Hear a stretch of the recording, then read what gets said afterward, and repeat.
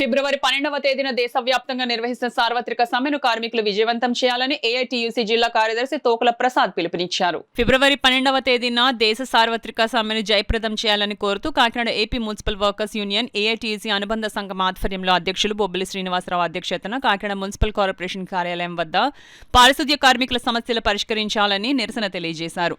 ఈ సందర్భంగా ఏఐటీయూసీ జిల్లా ప్రధాన కార్యదర్శి తోకల ప్రసాద్ మాట్లాడుతూ ఫిబ్రవరి 12న జరిగే దేశవ్యాప్త సార్వత్రిక సమ్మెను జయప్రదం చేయాలని, కార్మిక వ్యతిరేక 4 లేబర్ కోడ్స్ రద్దు చేయాలని, కార్మిక చట్టాలు అమలు చేయాలని, జరిగే సమ్మె రోజున విధులు నిలుపుదల చేయాలని పిలుపునిచ్చారు. ఈ సమ్మెలో కార్మిక సంఘాలు, సంయుక్త కిసాన్ మోర్చా, రైతు, కౌలు రైతు, వ్యవసాయ కార్మికులు, ఉద్యోగులు పాల్గొంటున్నారని తెలిపారు. సమాన పనికి సమాన వేతనం, కనీస వేతనాల అమలు, ఉద్యోగ భద్రత తదితర డిమాండ్లను నెరవేర్చాలని కోరారు. అనంతరం అడిషనల్ కమిషనర్కి సమ్మె నోటీస్ అందజేశారు.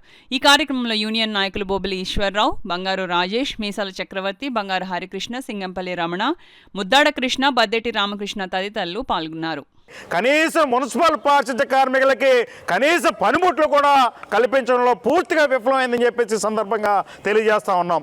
అలాగే ఇవాళ కాకినాడ కార్పొరేషన్లో సెసల్ శానిటేషన్ కార్మికులు, టాయిలెట్ కార్మికుల్ని ఆప్కాస్లో కలపాలని చెప్పేసి కోరుతున్నాం. ఆప్కాస్ కార్మికులందరినీ పర్మనెంట్ చేయాలని చెప్పేసి కోరుతూ ఉన్నాం. ఇవాళ 60 సంవత్సరాల నుండి 62 సంవత్సరాలకి వీళ్ళకి వయో పరిమితి పెంచాలి.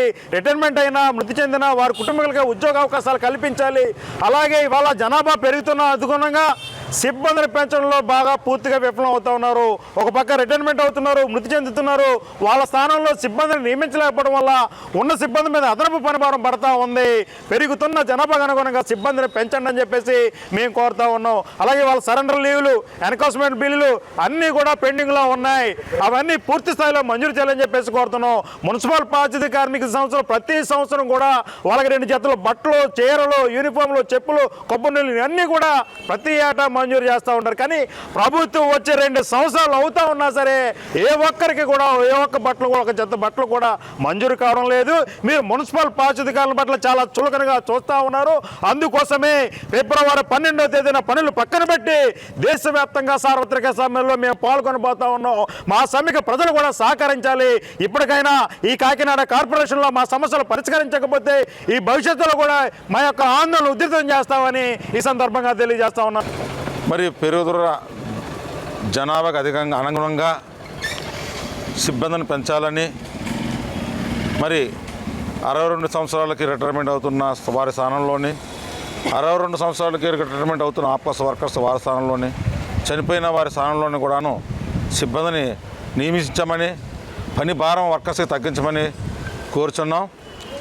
అలాగే 4 లేబర్ కోడ్లు రద్దు చేయాలని, మరి కార్మిక చట్టాలు అమలు చేయాలని కోరుచున్నామండి.